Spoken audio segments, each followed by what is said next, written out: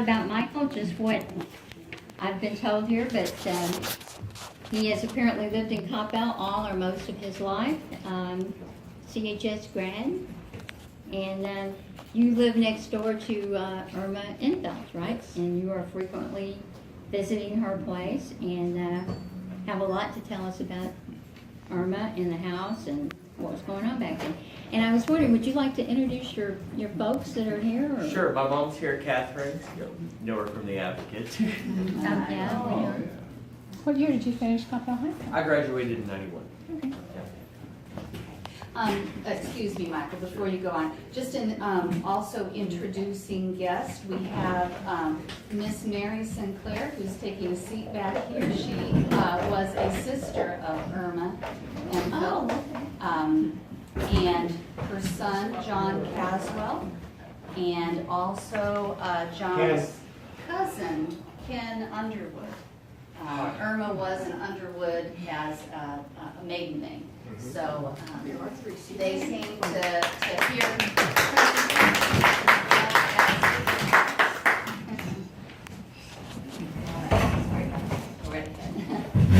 Okay, I'm Michael Walker. Hi.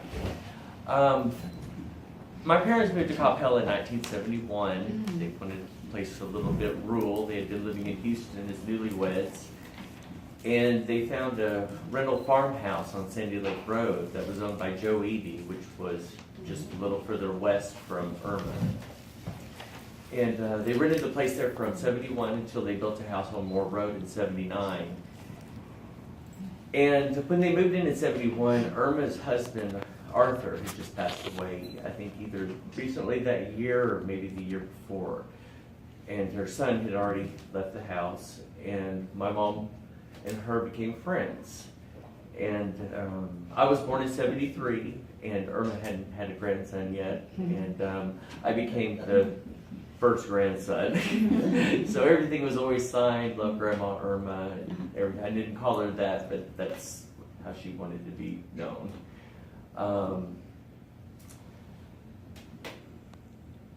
I guess about the house itself, we would visit Erma quite often, and she was there for every birthday, every big celebration, Christmases and everything. She was so much fun and always just smiles and full of love and laughter, and just a wonderful, wonderful lady.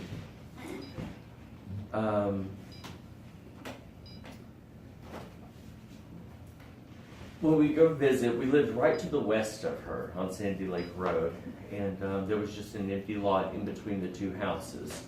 And we just cut across the yards, and she had about a 6-foot chain link fence all around her house, and a gate with the doorbell on it. She had a dog named Saxon for many years, and he was an outside dog, and her guard dog, and her best friend. And you'd ring the doorbell, and he would jump up on the front porch and start wagging his tail, standing next to the door, anticipating her to come out. He didn't care about us. He wanted to go to the front door to see her, and he did that so often that there was an imprint on the screen door of his tail where it would hit it. But, you know, coming in, it was always just a bunch of kisses and hugs and a cloud of wind song. And I guess her father built the house for her in, I think, 26, and maybe 24. I remember Mr. Underwood. We would go see him. He was in a nursing home in Louisville for a while, I guess in the late 70s, early 80s. And we would see him on Sunday. We went to church over at St. Philip's, so it was on our way, so we'd either stop before or after coming back from church and visit with him. But just a really kind, sweet, good-natured, just very kind is how I remember him. And I guess, you know, to build a house for your daughter as a wedding present, you know, pretty something else. That's a gift. Great. Way to start out. There's 2 front doors in the house. I think what I kind of remember was that she said that they used to use the house also as a filling station. And there's two front doors in the house. The one on the right, which she used as her bedroom. Originally, they used as where people would walk in and buy things in like a store or shop or something, and they had a gas pump out in the front yard, and that's kind of like how they got their start. So how long was that store open? Or what I were the don't times? remember. I would imagine it was in the 30s Oh, that it okay. was open.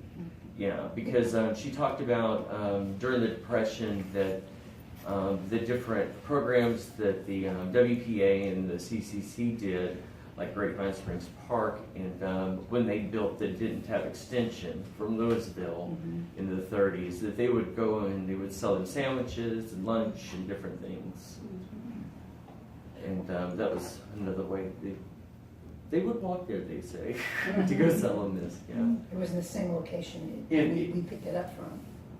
Pardon me? The same location where it always was. I mean, on the corner. On the house, yes, it was always there at that location. Yes, I guess probably it was that corner lot would have been Lot Joe's and originally, so they probably bought the lot. I would imagine from Joe Evie, and the house itself. When you walked in, Mom remembers going into the right door, and we probably did that when I was younger and can't remember. But it seems like later on, she had everybody coming through the door that was originally the shop or the store, and that was her front bedroom.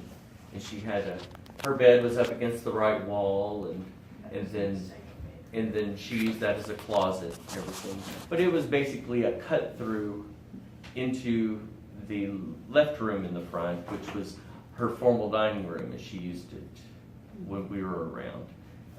Formal living room. And she had her piano in there.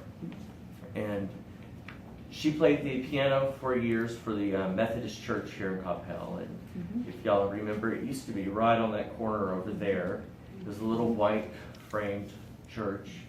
And she played the piano there, and then until they moved into their new location over there on Hertz Road. And after they moved over there, Coppell got a mission here for a Catholic church, which was St. Anne at the time. 40 families got together, my mom being one of them. And they brought the mission to Coppell, and for space, they rented the old Methodist church. And that's where we had Mass for several years. And during that time, there was nobody to play music or anything. And I had been taking piano lessons, and my dad played the guitar.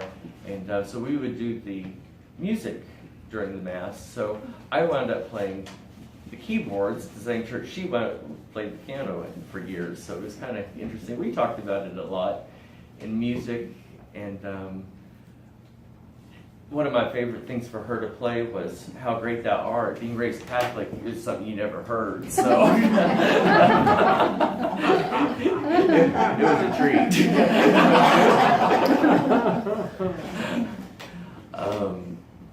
But that was in a formal living room, and we spent a lot of time in that room. Sit on the bench next to her, and she would play. Always sit on the bench next to her, and as you go through the doors were always open from the living room and then the next room into the dining room. And that was her formal dining room.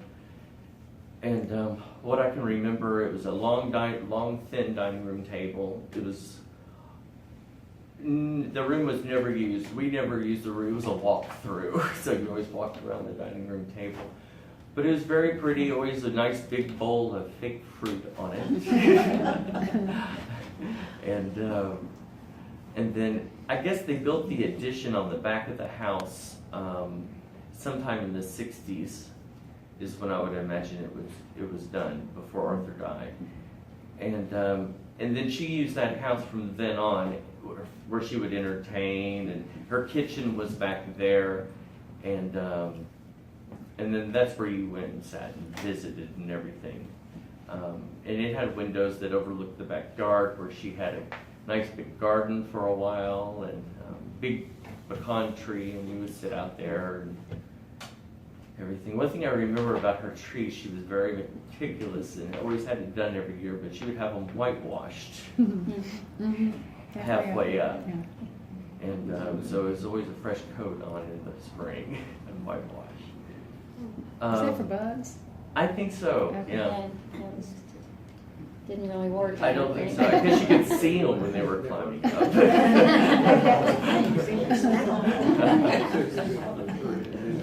And the first, before she had that add-on, where was the kitchen before The the add-on? kitchen would have been in the room on the right. On the right, that Yeah, back because room. that's where the original back door would have been, Yeah. which is where you can see it now. But that doorway was actually, later on, was the hallway that went back with an addition of a bathroom.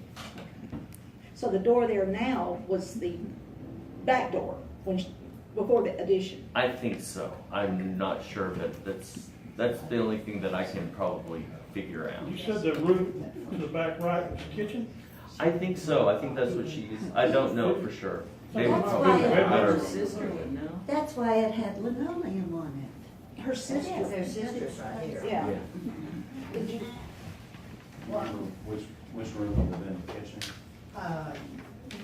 Well, I don't remember where the kitchen was, but the first room, as you walked in from the porch, that was her guest bedroom.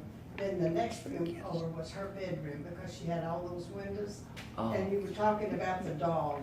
Well, that dog, every time anybody walked down that road, and he would go over and nudge Erma, not bark, but nudge her and make sure that whoever that was wasn't coming in the house.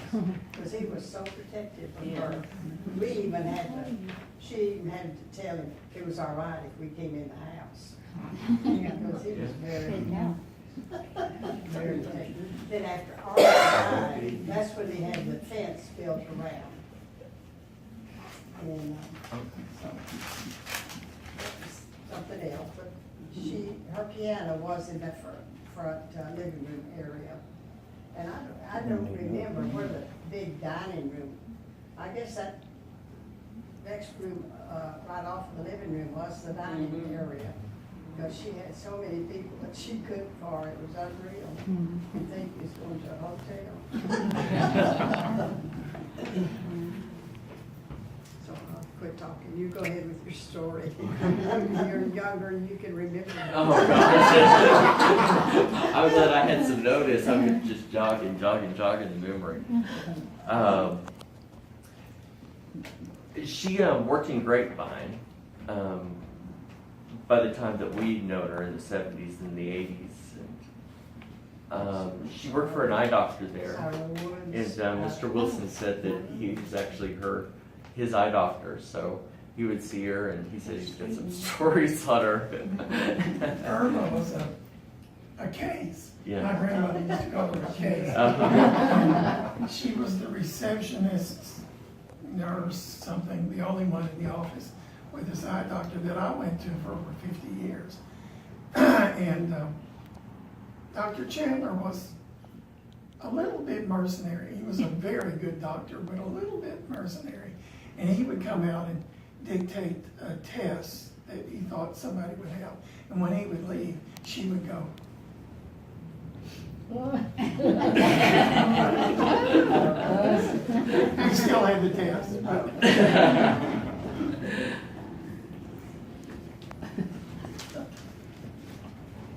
Erma was very proud of her house. It was always just kept just perfect. Everything was in place, always expecting company.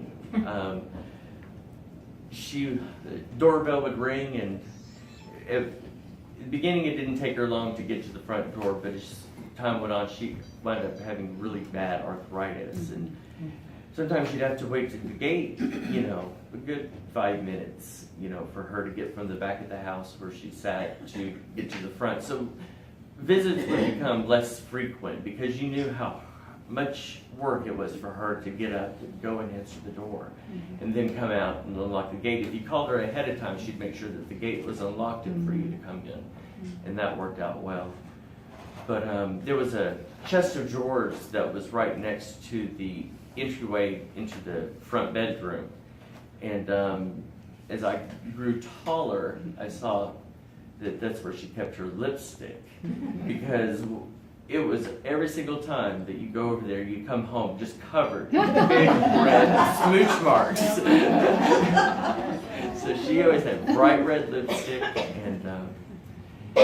and after her hair started turning a little bit gray, I think she started coloring it, and it was always jet black. Always coiffed very nicely, and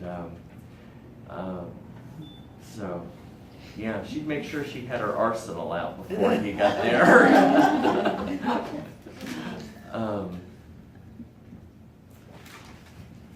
Do you have pictures of her? Or Yes, I do.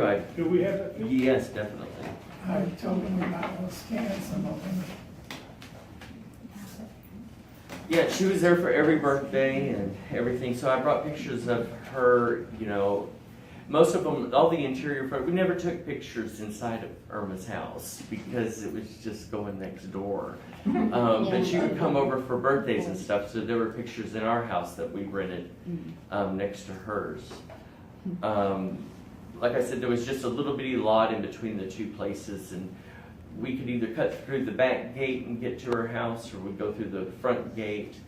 But it was on Joe Eady's farm that surrounded her property as an L. Like I said, I would imagine that corner on Hertz and Sandy Lake, he probably sold to her because he owned the rest of it.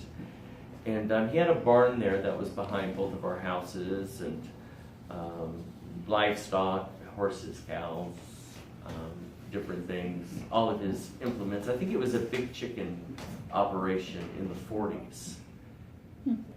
And there was some kind of publication on that, so the Elk Fork. Okay, yeah. It's, yeah, that they wrote about it quite a bit in there. But There's a picture of it. We have a picture of the chicken. oh, the chicken. Let's see, I wrote a couple of things here. So when did she pass away, Michael? I don't know, remember what year it was. It would have been, 84, I imagine. no, it was after No, it's after. 2000. It was after Oh, really? 84, because I met her in 89 or 90. Yeah, it was after 2000. I have letters from her that she sent me after she had moved to Cherokee Village, Arkansas, from the early 2000s, after the Carricks bought the house. And I found one last night, and she had mentioned the house, and I was going to bring it today. But anyways, I'm going to scan it and send it to you. But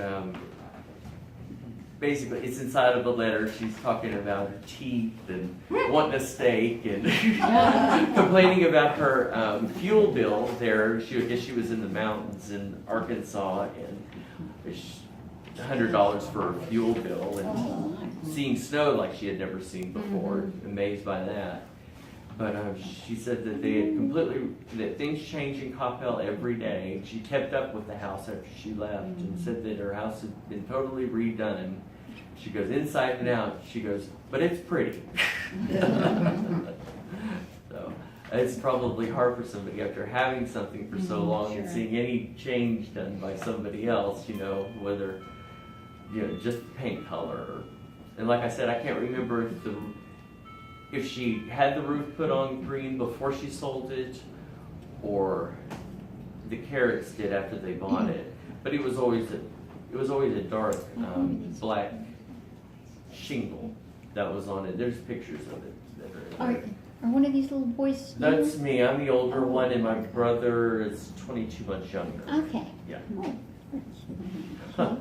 Very cute. Mike was 7 years old when we moved out of that house next door to Erma. Yeah. He's got a great memory, but he always visited her. We moved a Through the whole years. mile away to Moore Road. So we weren't very far. Yeah, I always stayed, and then I started delivering papers, I think, when I was 10 or 11 for the then newspaper, the Coppell News Weekly. And then Gene started the paper in '84, and where we were on Sandy Lake Road and Moore, in that area, and further east on Sandy Lake and west until, I guess, the DeBecca's house. We were Coppell, city of Coppell, but we had Carrollton addresses.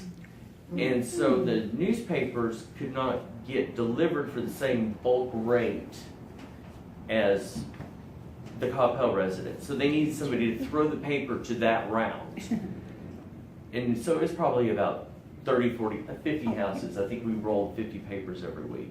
But when Jean started her paper, she needed somebody to throw for that as well. And my brother Nathan always followed me on his bike anyways. So she cornered us one day in front of Erma's house, actually, and got my brother to start throwing paper for the Advocate. So we threw papers both same time on Fridays for a year or two after that. But we would stop in and see everybody every week, you know, to get a Coke or, you know, shoot the breeze. So we stopped in on Erma quite a bit, you know, saw what was going on.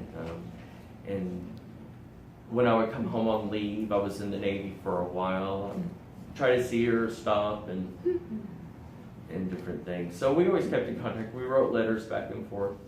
And we liked to talk about traveling. She did like to travel a little bit. I remember telling her that I was going to go to Niagara Falls, and she had been there and told me what to do and definitely get on the Maid of the Mist, and I did, and thanks to her.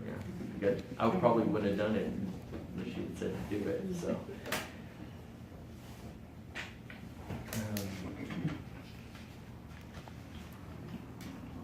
But you weren't related to her. We're not related to her, no. Michael, Yes. clear up. Her first name is I-R-M-A. It's Erma, E-R-M-A. E-R-M-A. You like to get things accurate. Yeah, y'all call it the Ihnfeldt house, but it was always Erma's house. Oh. It's Erma's house. Did you ever meet her husband? No, he passed away before I was born, just very recently, before my parents met. Well, we moved there in September of '72. 72. And I believe he had passed away in January of that same year. Just a month. So we became kind of, and then We filled, a gap, yeah. But she had a son that lived. He was already close? grown, yeah. Oh, He he was lived, I think, at the time in the Metroplex. I I have can't no remember. idea where he was at. Is he still living? No, okay. Really? He recently passed away Oh. earlier this year. Oh, I didn't know that. How old was he? Let's see. That's a shame. In his eighties. Yeah, Was he in his was, 80s? Wow. I think I was 12. and then he had 2 children. Oh. Our cousins, Right. HC and Where are they? Terrence Sue. They're in Arkansas. I met them when they were little. Oh, did you really? Yeah. I remember Miss Erma because I'm a member of the Methodist Church, and Judy remembers her, I'm sure, much better than I do. And my daughter was in youth group in 88, 89, 90, and she did not attend because I guess, as you mentioned, her arthritis. Yes. So my daughter was given one night to go over there and visit her and took her some things, and so that's how I met Miss Erma. I knew where the house was and the fence. Yeah, yeah. Before they widened the road. Uh-huh. Yeah, it was just a little road, but Yeah. Yes, forever. Sandy It's Lake two was lanes. a 2-lane blacktop with big ditches on each side of it. And I said, where does she live? It's right below the bathtub. Right below the There's a bathtub there, Mr. Hitchcock's moving company. Oh, It was called the bathtub. Well, no, he had a Yeah, bathtub out bathtub front. out there, didn't In his front yard? Yeah. It was a great, landmark. Which side of the bathtub do you live on? I can't remember that. You don't remember the bathtub? No, I remember his dogs though. When did they, what year That's why you were in the Navy. was the addition added? I would imagine it was done probably in the 60s. 60s. Yeah, yeah. From the style of what it looked like, it was light wood, paneling and everything. Yeah, in linoleum in there. It was a nice great room is what it was. It worked out very well.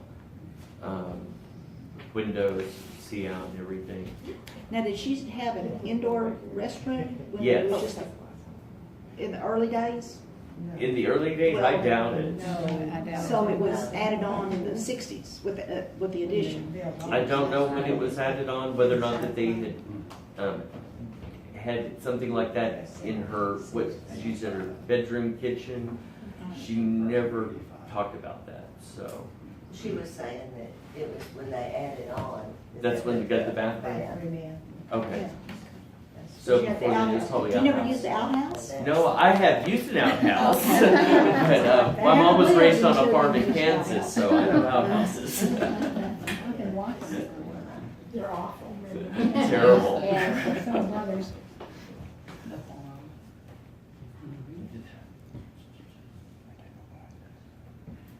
I was gonna think, I remember her telling me, when Sandy Lake Road was improved in the, I guess, 80s, the first time it was improved, before they built it as a boulevard, they widened it and the construction had to stop when it got to her house because the gas tanks were still buried in her front yard. Yes, probably had the They EPA had out. some and in check there, it. yeah, so Yeah. they had to dig those gas tanks out before they could continue construction. But they just ran the store during the Depression, is that? Yeah, I think so. And then I don't remember what she said that he did for a living after that. Arthur didn't live, they didn't run the station. They didn't. No. No, they just bought the house from those people. I don't know who it was that lived there. Did y'all not say earlier that the gas station was off to the side, or was it, It's where they had the garage, oh, it was a garage over there? they had a house. She had a detached garage Yeah. right to the, Yes. to the, Now, they east did of not her. live It was in between the lodge and garage house. when they- Yeah, Okay. and then when they made it a lodge wider. yeah, they got rid They of got it, rid of yeah. it. Yeah, it's a one car thing. Yeah, she kept her riding lawnmower in there, and she always had a Chevy Impala. She traded in, get a brand new blue, baby blue Chevy Impala. Every year. Every couple of years, it was always a new car. That's great. That's what they did in the sixties, as I recall. Kept them from breaking down on you. So she must have worked outside the home then, huh? Yeah, she worked for the eye doctor at Great. Oh, right, okay. Yeah. Yeah. After her husband died and before he died. All the way through. I don't remember, I don't know what she did before we got there, but she always She went was to work. always working. She was always at when we work. met her. She's always worked during the week, and then it was church on Sunday. We would see her in the evenings or on Saturday usually. Who did you say built the house, or do you know? She said it was a gift from her dad. No, No? no. Okay. I don't know who it was that owned that house that they bought it from, but those people had the service station. But, Erma and Arthur never did run the service station. They did not. No. No. Okay. Do you remember who they bought it from, or? No, that's what I was telling Okay. her, I don't remember the name of the people. Do you remember the year maybe, or around when, because I thought it was really young for her to move in that house in 26. Well, Erma and Arthur married in 1933, Okay, and then it was sometime several years later that they bought that house. okay. Because they lived on Mr. Ihnfeldt's house, you know where the, road turned, they had a farm about a mile off, it was fenced in.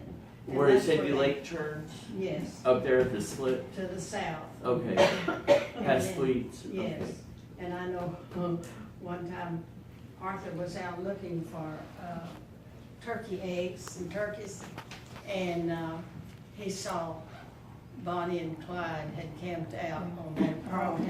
So he turned and ran real quick back to the house. Smart man. They were great on it, yeah. What? So do you know when the house was actually built then? No, I don't. Do we know? 1994 is what we. So they didn't move there till the 1933 or something like that? After 33, it'd be about 34 or 5, somewhere along there, that they bought the house. Interesting.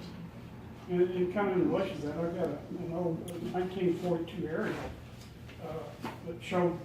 A 1940s map? Yeah, Okay. aerial picture. Uh-huh. And that was the only structure there on the corner of Lodge and Yes. And Edie wasn't even there at the time, I don't think. Is that right? There wasn't, his house wasn't there anyway. Okay. And it did show up on a 1958 area with all his chicken farms. Chicken farm and everything in their So- limestone house. I'm thinking maybe Edie bought the land off the Ihnfeldt, maybe. Maybe. Can you look on the That might tax be. rolls and find Yeah, out? you probably could, I think you should have done Where they just kept that one corner and sold It the could rest be, to it him. could be. Okay, that would, yeah. It just seems unfathomable that a filling station would be in the middle of town, of the residential area, which it is now. That wasn't. It wasn't a I know residential that. area. I know that. It was farm But it's hard to country. picture, it's It hard to was a picture. farm, it was And farm that was country. kind of a main road too. That was so- the main road. There was, yeah, there was Sandy Lake and Denton Tap. And I think the corner of Sandy Lake and Denton Tap was nothing but beer joints and honky tonks. That's what I heard. Two that I know of, there on the corner. Yeah. The extra video. Somebody bought that land and then had a pig farm there for. Otters. years. Oh, We used to go there. Very potty. So Michael, Sure smells. for historical purposes, we've heard that Erma during the Depression sold sandwiches Yes. out of the house. no, not out of the house. She They would, took 'em out. she took them out. Yeah. Where? To Denton Tap Road, when they were building it from Louisville, I guess it was always a dirt road and they paved it in the 30s. She sold to lovers. Yeah, sold to the workers, yes. Uh-huh. And then also, they take them over to Grapevine Springs Park when they were building that I know, and we doing all need to that. get some. Those are the two projects that she talked about that they were I doing can't here in see. town. Which has always brought a big influx of out-of-town people and extra money to. Well, thank you so much, Mike.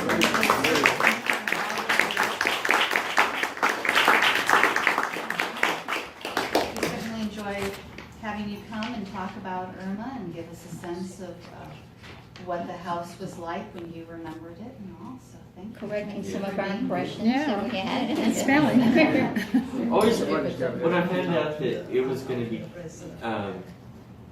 that the Historical Society was gonna get it, that it wasn't gonna be torn down, because Mom called me and was like, you gotta come and see it for the last time, we got a week, you know, and figure out what day, and then she called and said that she had talked to Jean and they were gonna save the house and it was gonna be moved here. I just cried. I couldn't believe it. It was just like, so many memories, and they're all just good, happy, smiling, laughing memories, and love, and it's just wonderful that the house is gonna be there. And it's funny now, you know, it's like Mom and I talking, let's go to Irma's house. Shoot, still confused. Maybe we should give you your own key. I know where it's at. Maybe you should help us decorate it and furnish it and everything. That would be Well, nice. again, thank you for You're being welcome. with us, we really appreciate it. Thank you.